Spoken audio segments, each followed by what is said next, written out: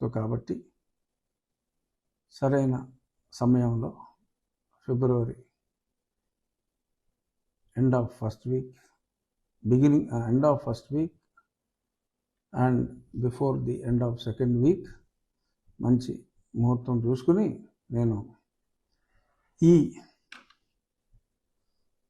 యువజన శ్రామిక రైతు కాంగ్రెస్ పార్టీ నుంచి రాజీనామా చేసి అలాగే నా ఎంపీ పదవికి కూడా రాజీనామా చేసి అప్పటికి మరి మా నర్సాపూర్ స్థానం ఈలోపే తేలిపోతుంది.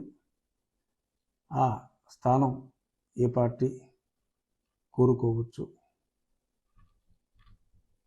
ఈ కూటమి ఆల్రెడీ ఉంది, తెలుగుదేశం జనసేన. మరి ఎప్పటి నుంచో నేను చెప్తున్నా, ఆ కూటమిలో మరి జనసేనతో ఆల్రెడీ భాగస్వామ్యంలో ఉన్న భారతీయ జనతా పార్టీ కూడా భాగస్వామ్యం అయ్యే అవకాశాలు బికాస్ ఆఫ్ ఆల్రెడీ ఉన్న జనసేన వలన పొత్తున్నట్టే మనం భావించాలి. భావించకపోతే మనం బుద్ధిహీనులు అవుతాం. సో కాబట్టి అది కూడా క్లారిటీ అఫీషియల్గా సఖ్యంలో పోస్తానే తీర్థం కాబట్టి ఒక ఆయన అటో చెయ్యి ఇటో చెయ్యి కాకుండా ముగ్గురు చేతుల మీద చేతులు వేసుకోవటాన్ని మరి ప్రజలందరూ కోరుకుంటారు కాబట్టి అది త్వరలో జరిగిపోతుంది. ఆ తర్వాత నా రాజీనామా చేసి పార్టీకి కూడా రాజీనామా చేసి నేను కూటమి అభ్యర్థిగా నేను పోటీ చేసి ఆ సందర్భంగా నేను 4 సంవత్సరాలుగా మరి నా మీద సుమారు మన కోర్టులో అడిగాను, అసలు నా మీద ఎన్ని కేసులు ఉన్నాయో చెప్పండి రా బాబు అని. అప్పుడు చెప్పారు 16, 17 ఇదో లెక్క చెప్పారు. కోర్స్ అన్నిటిలోనూ మేము న్యాయస్థానం దగ్గర స్టేలు అప్లై చేయడం జరిగింది. సరే, ఏదో పెద్ద కేసు రాజద్రోహం, మరి రాజు నేను ద్రోహిని, మరి రాజద్రోహం కేసు కూడా పెట్టారు. అసలు ఆ రాజద్రోహం సెక్షన్నే ఎత్తివేయడం జరిగింది. సో మిగిలిన దాంట్లో అందులో కూడా బెయిల్ వచ్చింది. ఎప్పుడు నేను ఊరు వస్తానన్నా అప్పటికప్పుడు ఫ్రెష్గా ఏదో రకరకాల కేసులు పెట్టడం ఇటువంటివన్నీ జరుగుతున్నాయి. వీళ్ళే కంప్లైంట్ తీసుకుంటారు, ఆ పోలీసు వాళ్ళే. మినిస్టర్ ఒకడు ఉన్నాడు, అప్పట్లో మంత్రి, వాడు పంపిస్తూ ఉంటాడు క్యాండిడేట్లని, ఒక కంప్లైంట్ ఇచ్చిరా అని. ఒకేసారి అల్లూరి సీతారామరాజు ఆ రోజుల్లో మరి ఒకేసారి 2 పోలీస్ స్టేషన్లో కూడా మరి సంతకాలు పెట్టినట్టు వీళ్ళు ఒకేసారి 4 పోలీస్ స్టేషన్లో అదే స్క్రిప్ట్తో ఆ కంప్లైంట్లు ఇప్పిస్తూ ఉంటారు. ఏదేమైనా పవన్ కళ్యాణ్ గారు మా ఫేవరెట్ హీరో. ఎక్కడ నగ్గాలో కాదు, ఎక్కడ తగ్గాలో కూడా తెలియాలని చెప్పారు. మరి అందుకనే నేను కొంచెం ఈ కేసుల బ్యాక్గ్రౌండ్లో సంయమనం పాటించా. సో మనదనే టైం కోసం ఎదురు చూసా. ఇప్పుడు నెగ్గాలి కనుక తగ్గవలసిన టైంలో తగ్గాం. ఇప్పుడు నెగ్గవలసిన టైంలో తగ్గేదే లేదు. సో కాబట్టి నేను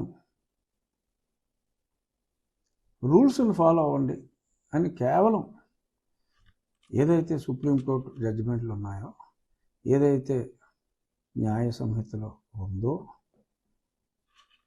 ఆ రూల్స్నే ఫాలో కావాలి అని చెప్పి అడగాల్సిన దుస్థితి ఈ పనికిమాలిన ప్రభుత్వం వలన వచ్చింది. మరి అందుకనే మరి గతంలో ఇదే ఆర్డర్ జస్టిస్ మానవేంద్ర రాయ్ గారు అటువంటి మంచి ఆర్డర్లు ఇచ్చేవాళ్ళని ఇక్కడ ఉంచరీళ్ళు, వీరిని ట్రాన్స్ఫర్ చేయించుకున్నట్టుగా ఉన్నారు పట్టుబట్టి.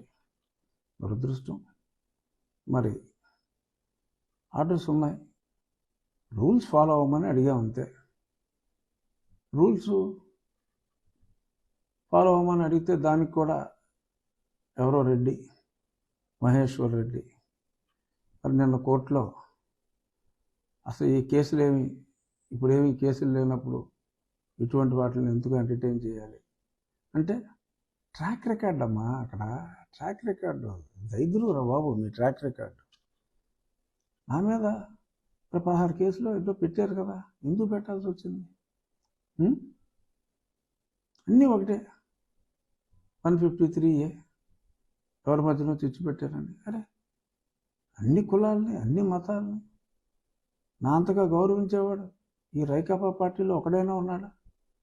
అటువంటి నా మీదే నేను కొన్ని కులాలకు, కొన్ని మతాలకు వ్యతిరేకనని చెప్పి అన్యాయంగా కేసులు పెట్టారే.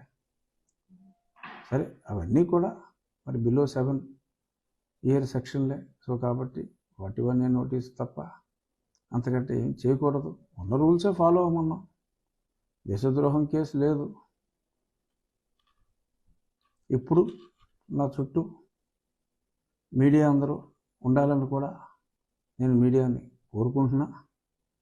ఎవ్రీ మూమెంట్, ఎవ్రీ సెకండ్ టైమర్తో సహా నేను పబ్లిక్లో ఉన్నప్పుడు రికార్డ్ చేయించే ఫెసిలిటీ సిస్టమ్ నేను పెట్టుకున్నాను. మీడియాయే కాదు, మా ఫోటోగ్రాఫర్లు కూడా ప్రతి క్షణం వీడియో తీస్తారు. తప్పుడు కేసులు పెట్టడానికి అవకాశం లేకుండా నా వంతు జాగ్రత్తలు, ఎందుకంటే మా బంగారం మంచిది కాదు కాబట్టి, మా ప్రభుత్వం అలాంటిది కాబట్టి నా జాగ్రత్తలు నేను తీసుకుంటాను. ఎందుకంటే చాలామంది మిత్రులు నాకు ఫోన్ చేసి సార్ వీళ్ళు వరస్ట్ ఫెలోస్ అండి అని, కొంతమంది ఇంకొన్ని వరస్ట్గా మాట్లాడారు అనుకోండి, అవి మనం మీడియా ముందు చెప్తే బాగోదు. సో రాజుగారు మీరు రావక్కర్లేదు, అవసరం ఏముంది అన్నా కూడా నేను నెగ్గాల్సిన సమయం వచ్చింది కాబట్టి, తగ్గాల్సిన సమయం అయిపోయింది కాబట్టి నేను రేపు ఉదయం 10:30కు రాజమండ్రిలో ల్యాండ్ అయ్యి నా నియోజకవర్గం హెడ్ క్వార్టర్స్ అయిన, మరి మా జిల్లా హెడ్ క్వార్టర్స్ అయిన భీమవరానికి నేను కారు ప్రయాణం క్వైట్గా ఎవరైనా కలవడానికి మార్గ మధ్యంలో వచ్చేవారంటే వారికి నమస్కారం పెట్టి, మా నియోజకవర్గ ప్రజలకి ఇప్పుడు ఏదైతే చెప్పానో నన్ను కలిసిన వారికి ఎందుకు నేను రాలేకపోయినా ఎలా నిత్యం అందరికీ అందుబాటులో ఉన్నాను, ఇవన్నీ కూడా చెప్పడం నా బాధ్యత కనుక చెప్తాను. సరే మా వాళ్ళు కొంతమంది స్థానిక కళాకారుల్ని ప్రవేశపెట్టే అవకాశం కూడా ఉంది. మరి ఆ కళాకారులకు కూడా మరి వారి మనసును రంజింపచేసే విధంగానే మరి మా వాళ్ళు చెప్పే ప్రయత్నం చేస్తారు. వారు నిజమైన వ్యక్తులుగా వస్తే నిజంగా చెప్తారు. మరి కళాకారులు వస్తే మరి కళలను గౌరవించాలి కాబట్టి ఇటువంటి కళాకారులను కూడా మరి తగు సత్కారం చేయవలసిన బాధ్యత ఉంటుంది. ఎనిహో చూద్దాం.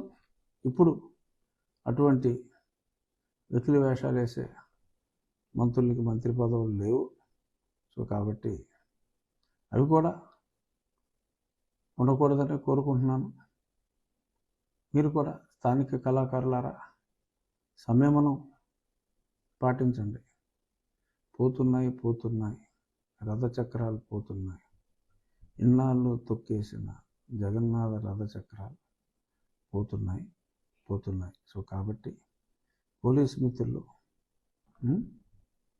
ఇంకొద్దిమంది స్థానిక కళాకారులు కాస్త సంయమనం పాటించాలని చెప్పి మనస్ఫూర్తిగా కోరుకుంటున్నా. ఇక నేను ఏదైతే మరి నిన్న ఆర్గ్యుమెంట్స్, ఎనార్కీ అంటే అరాచకం, ఈ రాష్ట్ర ప్రభుత్వం అరాచకం చేస్తుంది, ఆర్టికల్ 21ని అండర్ ఆర్టికల్ 21 నేను న్యాయ సూత్రాలను అనుసరించాలి అని చెప్పి పిటిషన్ వేయటం జరిగింది. దానికి కూడా అబ్జెక్ట్ చేస్తున్నారు ఈ రాష్ట్ర ప్రభుత్వ న్యాయవాది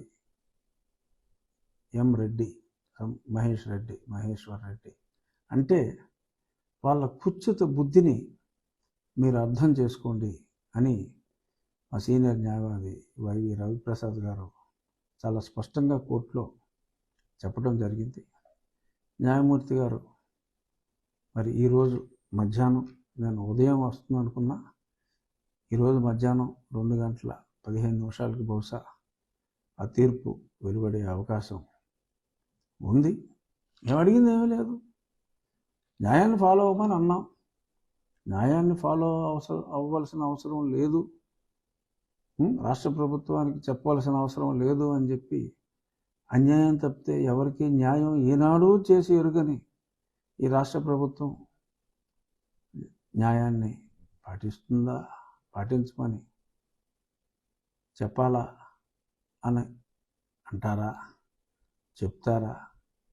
చెప్పినా చెప్పకపోయినా రూల్ పోలీసులు ఫాలో అవ్వాల్సిందే. అయినా వీళ్ళు పనికిమాలిన వాళ్ళు కాబట్టి నేను చెప్పించే ప్రయత్నం చేశా. ఆ ప్రయత్నంలో నేను సఫలం కాకపోయినా నేను రేపు నా నియోజకవర్గానికి వెళ్తున్నాను. దేశానికి స్వాతంత్రం వచ్చిన తర్వాత, పార్లమెంటరీ వ్యవస్థలో ఎన్నికలు మొదలైన తర్వాత రిపబ్లిక్ ఆఫ్ ఇండియాలో ఇంత దరిద్రంగా డెసిషన్ తీసుకున్న రాష్ట్రం ఇప్పటి వరకు లేదు.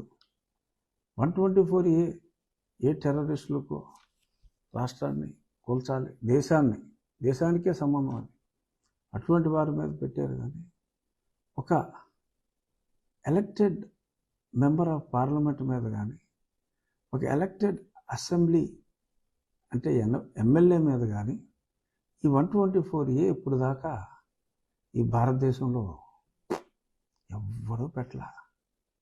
ఆఖరికి జయలలిత కూడా పెట్టలా.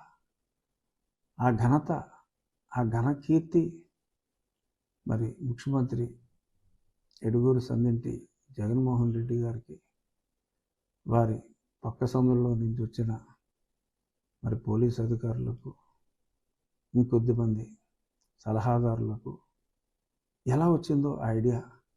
మరి నిజంగా వాళ్ళ బుర్రలు తీసుకెళ్ళి మరి మ్యూజియంలో పెట్టాలి.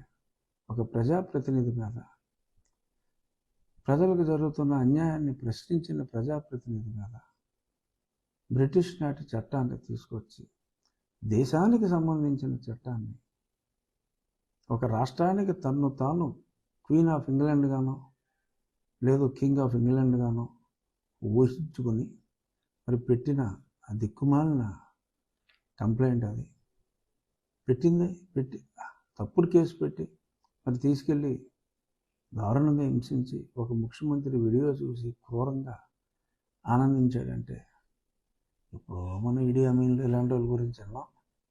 మరి వాళ్ళని మరి ప్రాక్టికల్గా ఆంధ్ర ప్రజలకి చిన్న శాంపుల్గా చూపెట్టారు జగన్మోహన్ రెడ్డి గారు. ఎనీహౌ అయిపోయిందమ్మా, అయిపోయింది, ఏదో అయిపోయింది.